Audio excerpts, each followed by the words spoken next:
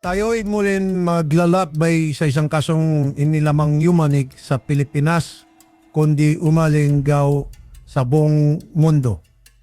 Isang pagdiriwang nanawi sa isang malagim na may stereo na hanggang ngayon ay nagiwan na magi katanungang ulang tiyak na kasagutan. Buong taon, simbolo na bagong pag-asa, bagong simula. Pero ang pagsalubong sa 2021 ay mahiran ng dugo at pagtataka. Naalala niyo pa ba ang panggalang Christine Angelica Dacera? Isang maganda, matalino at sikat na flight attendant, 23 years old.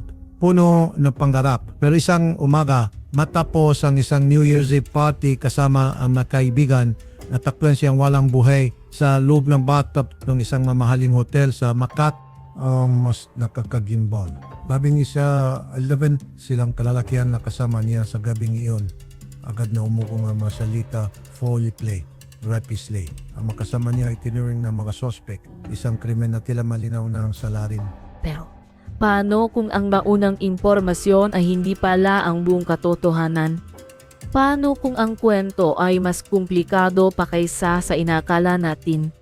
Paano nabaliktad ang lahat mula sa kay Sol dahil nawi sa pagbawing magkakusasyon, makontrademanda at isang pamiyang hanggang gaon ay sumisigaw pa rin ng hustisya. Ano na nangyari sa loob ng kwartong iyon sa City Garden Grand Hotel? Ano na yan? Secret ang hindi pa nabubunyag. Mayroon bang tinatago? Mayroon bang kamali? O sadyang napaglaro lang ang tadana? Sa Idola, Sisika. Dito natin tinutuklas ang pinakahiwagang kaso at kwento. Bago tayo magsimula, huwag kalimutang like at subscribe para hindi mapalampas ang anumang misteryo. Gayon, samahan niyo ako. Bubuksan nating mulyang kaso. Halongkatin natin ang mga detalye, bawat anggulo, bawat testimonya, bawat piraso ng ebidensya. At susubukan nating intindihin ang nakakakilabot na misteryo sa likod pagkamatay ni Christine Dacera. Humanda na kayo dahil baka malalaman natin ay mas nakakagulat pa kaysa sa unang akala. Simulan na natin. Bago tayo dumako sa madilim na bahagi ng kwento, bigyan muna natin ng muka at buhay ang biktima. Si Christine Angelica Dacera sa kanyang pamilya atin, sa marami niyang kaibigan. Isinilang noong April 13, 1997 sa General Santos City, ang tuna capital of the Philippines. Pangalawa siya sa apat na magkakapatid ni na Monica, Chloe at JJ sa mapagmahal na mga magulang na sina John Nestor at Sharon Rose Dacera. Hindi may kakaila ang kanyang angking ganda. Pero higit pa roon, si Tin ay kilala bilang isang babaeng matalino, kumpiyansa sa sarili at puno ng pangarap. Nagtapos siya cum laude sa kursong Bachelor of Arts in Communication, majoring Media Arts sa University of the Philippines, UP Mindanao noong 2007.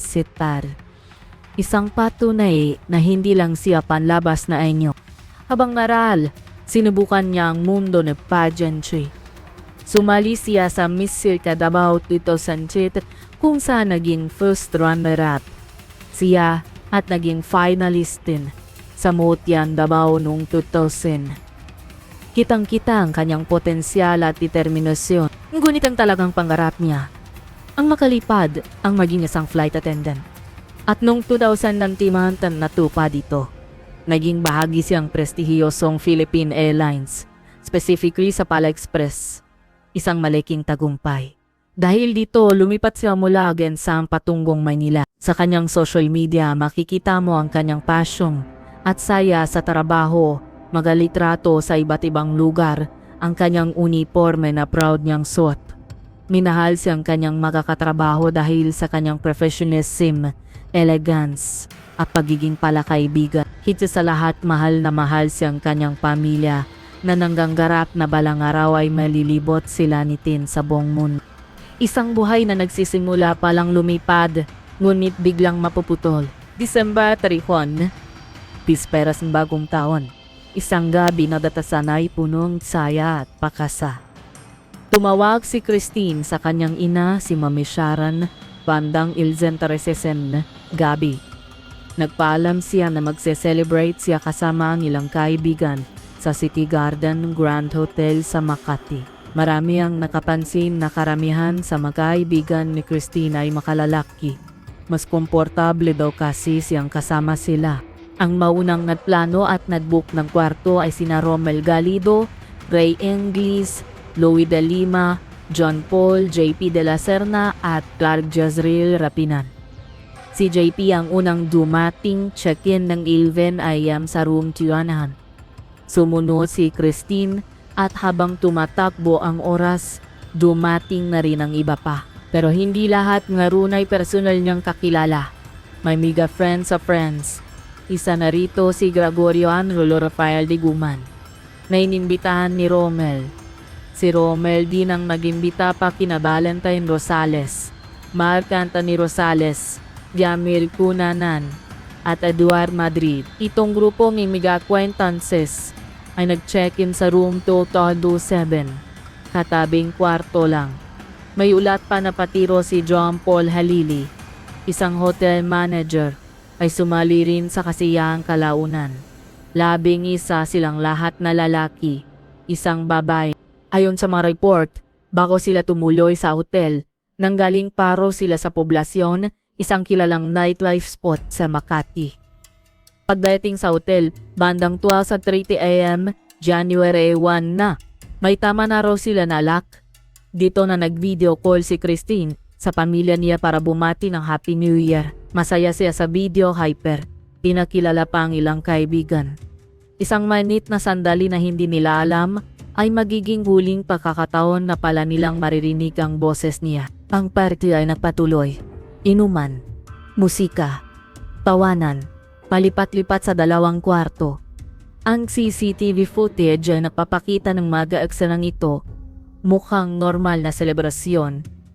Pero habang lumalalim ang gabi, may madetalye na kapag binalikan mo, tila may kakaibang kahulugan.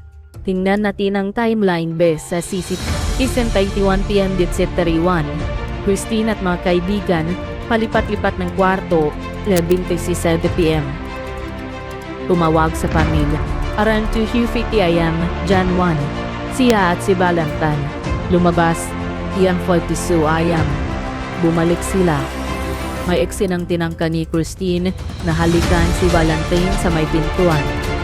Si Valentine tila umiwas o nag-hesitate. Bakit? Ito ba ay simpleng awkwardness o may iba pang ibig sabihin? Targahon sa CAM. Si Christine, mag-isang pumunta. Seri isang tao mula 27 ang pumunta sa iseri ng moon. Tapos, lumabas kasama ang ilang kaibigan ni Christine. Sabing iba, baka may nangyari kay Tin sa iseri ng Toseren, kaya sinundo siya ng mga kaibigan. May nag-report na tila may commotion. Binalik siya sa iseri ng Nguyen, niyakap pa raw para pakalmahin. Post-update sa IM. Nasa hallway ulit si Christine. Sa labas ng 20 Osed, kitang-kita na lasing na lasen. Muntik na raw matumba patalikod, pero nasalo siyang kaibigang si Jong Reyes. Siya pa raw ang nagpindot ng doorbell bago sila pumasok ulit sa 13:39 AM. Lumabas ulit siya ng 22:01. Kasama si Valentine. Mukha na siyang mas kalmado rito. Paisang 5 AM. May kuha pa na nakahabulan sila ni Romel Galido sa hallway parang nabibiruan. Walang senyales ng distress dito. 6:23 AM or 6:26 AM sa ibang report. Ito ang huling kuha kay Christine na buhay. Karga-kara kasi ni Valentine na shotless dito mula sa hallway rin 28 sa set pabalik sa room 9. Mukha na siyang sobrang lamlam o tulog. Mula 6:26 AM hanggang 10:00 AM, halos 4 na oras. Ano ang nangyari sa loob ng room 209 sa mga oras na iyon? Ito ang mga oras na walang CCTV, walang direktang saksi maliban sa matong nandun na tulog o lasing din. Dito nababalot ng misteryo ang lahat. Bandang test sa IAM, nagising si Romel Galido. At dito naganangyari ang kanyang testimonya, nakita niya si Christine sa bathtub. Akala niya tulog lang. Hinumutan niya, ulit-ulit kong iniisip to. Bakit sa bathtub? Bakit hindi niya ginising? Kung talagang kaibigan ka, hindi ba taalalayan mo pabalik sa kama? O baka naman may nakita siyang kakaiba kaya natakot siyang gisingin. O sadyang judgment niya ay apektado na rin ng galak at pagod. Hindi natin alam pero ang desisyon niyan na iwan siya doon ay isa sa mga walivs ng kasong ito. Tanghali 12 Southwest. Bumalik si Rommel at doon ang panggitay nging hindi niya malilimutan. Maputla, nanggitim ang labi, malamig, hindi huminga. Patay na si Christine. Panik. Sigawan. CPR attempts na walang nangyari. Tawag sa hotel. Takbo sa ospital. At ang kumpirmasyon dead on arrival. Kasi Dr. kaya Norris. Sa normal na sitwasyon, dito dati magsisimula ang malalim na investigasyon. Bakit nagkaroon ng aneurism ang isang 23 anyos? Ano ang matriga? Pero ang kaso ni Christine, naging kakaiba. Ang autopsy report ng SPD Crime Lab ang napapoy sa sitwasyon. Oh, may aneurysm. Pero may mga bruises, abrasions, lacerations daw sa maselang bahagi. At higit sa lahat, may report ng semen. Biglang-bigla ang narrative ay naging rapesle. Security positar, si Gen. Sina sa mabilis ang deklarasyon. Solve. Ang ilsi lalaki magasusyipik. May manhunt. May banta. Hindi ba nakakapagtaka? Ang bilis ng konklusyon. Base. Lang sa initial autopsy na kanalo na ikinwestiyon dahil sa imbalong issue at sa di umano'y semen na hindi naman na-verify ng DNA agad.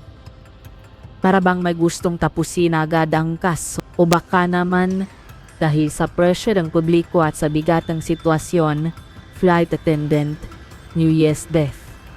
Nagpanik din ang sistema, ano man ang dahilan, ang rush judgment na ito ang napalala sa buong sitwasyon. Naging serkos ang kaso, ang gayal lalaki hinusgahan ng bayan. Ang kanilang magabuhay nasira sa isang iglap. Ang social media naging Korte Suprema na walang pakialam sa ebidensya. Death threats, panghaharas, diskriminasyon dahil sa kanilang sexualidad at dito pumasok ang maliking twist. Ang depensa ng mag-aakusado na silang lahat ay miyembro ng LGBTQ+ community. Paano ro sila manggagahasa kung hindi sila attracted sa babae?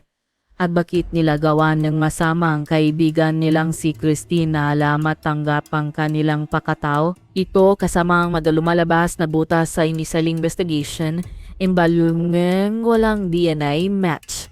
CCTV na ditugma sa assault narrative, di may paliwan ng nasugat, ang nagtulak sa prosecutor na ibalik ang kaso sa pulisya. Walang probabilikas para isampang rape at homicide, isipin niya yung gulo sa isip ng publiko. Kakarinig lang nila na man magkarapis nudarer na tapos biglang. Itaw, palayang madasuspet, ano ba talaga? Dito lumakas ang teoriyang cover-up. Mayaman daw kasi ang iba sa mga lalaki. Nagbayad daw, ginamit ang koneksyon, walang pruweba pero madaling paniwalaan ng datang nawalan ng tiwala sa sistema. Kasabay nito, ang pamilya Dacera, lalo na si Mami Sharon, ay hindi tumigil. Para sa kanila, imposible ang natural death. May gumawa nito sa anak nila. Ang magapasa, ang magasugat, ebidensya royo ng karahasan. Ay pinaglaban nila na dati ay tuloy ang kaso. Isang laban na puno sakit at determinasyon. Mahirap ilagay ang sarili natin sa posisyon ni Mami Sharon. Makikita mo ang mag-alarawan ng anak mo na may magapasa. Maririnig mo ang magaunang report ng pulis. Tapos biglang sasabihing wala lang pala yun. Natural lang na hindi siya maniwala agad. Natural lang na ipaglaban niyang alam niyang katotohanan para sa anak niya. Dito na pumasok ang NBI.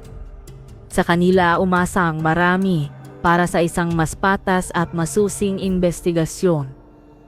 Ano ang kanilang natuklasan? Cause of death. Kinumpirma nila ulit. Ruptured aortic aneurysm niya. May pre-existing condition si Christine. Enlarged heart at posibleng hypertension. Ito ang pumutok. Foul play, drugs assault. Walang ebidensya. Negative sa droga. Walang conclusive proof ng sexual assault based sa physical evidence. Ang semen issue, tila na debungko naging inconclusive. Injuries ay itoan ng malaking tanong. Hindi pa rin nila ma-determine definitively kung paano nakuha lahat ng pasa at galos. Ang sabi nila, posibleng dahil sa intoxication, pakakabagsak, pagbuhat, CPR, o sa wheelchair. Pero sapat ba yun para ipaliwanag lahat, pati yung sa masaselang bahagi na una ng sinabi sa initial autopsy? Pero tila naging less clear sa Nabiao report. Dito nananatili ang pagdududa ng marami, lalo na ng pamilya. So, ang final verdict na legal system based sa NBI report, walang krimen naganganap. Natural causes ang pagkamatay ni Christine. Case dismissed. Case closed. Sarado ng kaso sa Matan Batas. Pero sa puso at isip ng marami, buhay pa rin ito. May mananagot ba? Yes. Yung police chief at medical legal na nasibag dahil sa kapalpakan sa simula. Pati yung hotel na parusahan. Pero yung madirektang sangkot sa party, wala dahil walang sapat na ebidensya. May hiusisya ba? Depende kung sino ang tatanungin mo. Para sa sistema o dahil sinunod ang proseso at ebidensya. Para sa mga lalaki na akusahan, marahilaw dahil nalinis ang pangalan nila sa batas. Pero para sa pamilya Dacera, malinaw na hindi. Hanggat hindi sila kumbinsido na natural death, lang yun, hindi sila matatahimik. May magkaso pang nagpapatuloy, perjury, libel, sa pakitan ng dalawang kampo. Patunay na hindi pa tapos ang hidwaan. Ano ba talaga ang nangyari? Baka ang sagot ay hindi isang simpleng krimen o aksidente. Baka ito ay isang perfect storm, isang kombinasyon ng mga nakakalungkot na elemento. Isang batang babae na may undiagnosed na heart condition. Isang gabi in sobrang painom, akasiyahan na posibleng natrigger sa kondisyon. Kaibigan na lasing din ang nagpanik ng mga aksyon o inaction ay maaring nakaapekto sa result. Naging juries na di may paliwanag lahat, nagiwan ng puwang sa pagdududa. Isang maling unang investigasyon na nagpalala sa sitwasyon. Isang media frenzy at trial by social media na nagpahirap sa pakahanap ng katotohanan. Isang nagluluksang pamilya na humahanap ng sagot at hindi basta tatanggap ng paliwanag. Hindi natin trabaho ang humusga kung sino ang nagsasabing 20% na totoo. Pero trabaho natin suriin ang mga nangyari at matuto. Ang kaso ni Dacera ay nagpapalala sa atin ng katotohanan ay minsan may lalo na kapang nabalot ng emosyon, trauma at mga pagkakamali sa sistema. Itinuturo rin nito ang kahalagahan ng pagiging maingat, hindi lang sa ating mga aksyon kundi pati sa ating mga salita at paghusga sa Ang tunay na trahedya rito ay ang pagkawalan isang batang buhay na puno ng potensyal, ang pagkasira ang buhay ng mga taong nadawit, at ang sakit ng isang pamilyang marahil ay hindi na makakakuhang closure na hinahanap. Hayaan niyong marinig ang magkasalubin ninyo sa comment section sa ibaba. Maraming salamat sa pagsama niyo sa akin sa napakaabang paglalakbay na ito sa isa sa mga pinaka-kontrobersyal na kaso sa modernong kasaysayan ng Pilipinas. Kung na-appreciate niyo ang ganitong ma-deep dive, pakisuportahan ang channel sa pamamagitan ng pag-like ng video na ito, pag-subscribe kung hindi ka pa bahagi nating komunidad at pakit ng notification bell. Ako po si Dulce C. Nagpapaalala na sa bawat kwento, may mag-aaral tayong mapupulot. Hanggang sa susunod na nating pagtalakay. Mag-ingat po tayong lahat. Paalam.